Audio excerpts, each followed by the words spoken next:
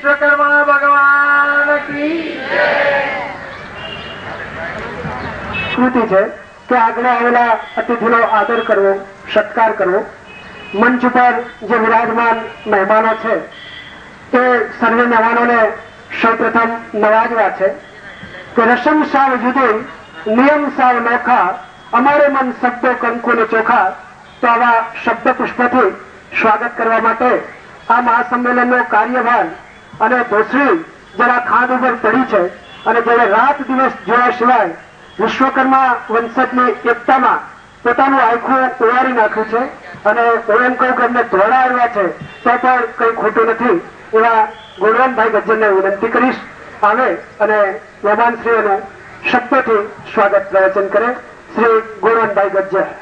આજના વિશ્વકર્મા સમાજ મહાસંમેલનમાં આપની ઉપસ્થિતિ ને હું આવકારું છું.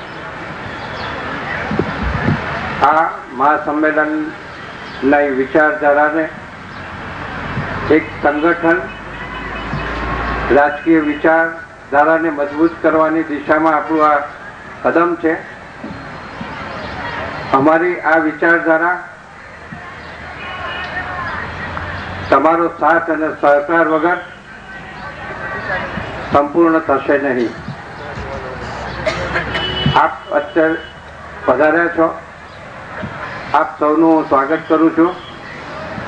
ડાયસ ઉપર બિરાજેલ મારા તમામ સાથી કાર્યકર, મારા વિશ્વકર્મા વંશજ ભાઈઓનું પણ હું સ્વાગત કરું છું. જય વિશ્વકર્મા. કર્યું છે એવા આદિનારાયણ